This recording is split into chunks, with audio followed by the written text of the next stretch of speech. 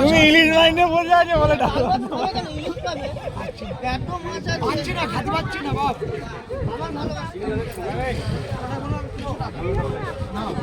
তো আমরা সকাল সকালে মোহনা বিচের ধারে চলে গিয়ে এই কাকুর সঙ্গে আমাদের মাছ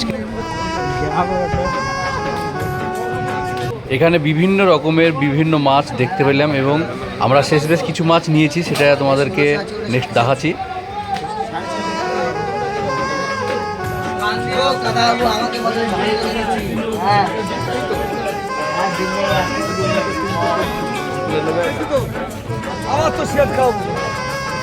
আমার এই বন্ধুটা কিন্তু একটু দাম দরে বেশি ভালো পছন্দ করে, তাই দাম করছে আর মালটা নিচ্ছে, কিন্তু প্রথম চান্সে হয়তো দামে দরে আমাদের সঙ্গে হলো না, তাই ওখান থেকে আমরা চলে যাব।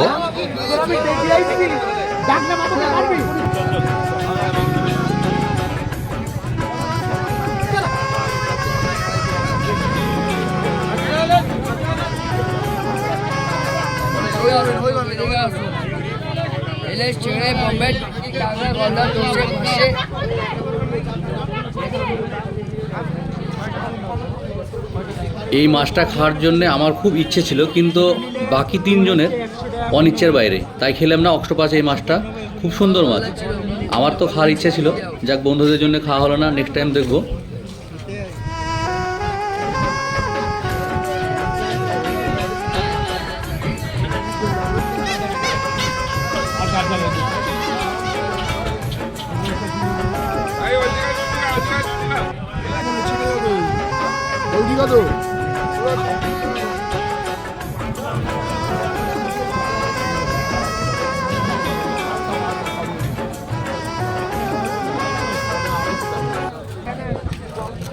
মাছ কেনার পরে এখানে কেটে দেয়, তার বিনিময়ে হয়তো 20 টাকা 30 টাকা যে যেরকম মাছের ওজন থাকে তার এবং কাছ থেকে টাকা না হয়।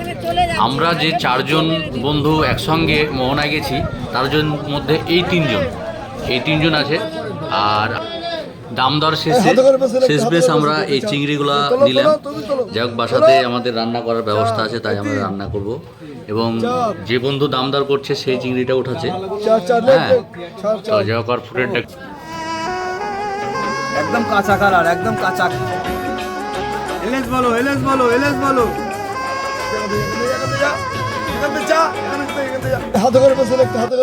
শেষ বেশ এই মাছগুলো আমরা কিনলাম এবং 4 বন্ধু মিলে খাবো, এটা মনোভাব নিয়েছি। যাই হোক, দেখা যাক, তারপরে কাটাকাটির ব্যাপার আছে।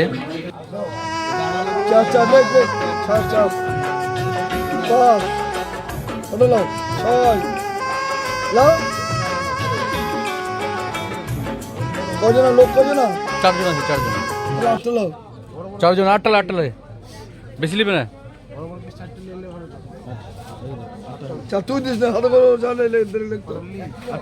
1 কিলো 170 গ্রাম হলো। কাকু বললো যে 170 গ্রামের দাম লাগবে না, 1 কিলোর দাম নিতে হবে। তাই যাই হোক, আমরা নিয়ে নিলাম ফাইনালি। এবার কাটাকাটির ব্যাপারটা চলছে, এখানে কাটাকাটি হবে। কাটাকাটির পরে আবার রুমে চলে যাব, রুমে গিয়ে রান্না করে তারপরে যা হয় তাই শেষ বেশ খাওয়া দাওয়া।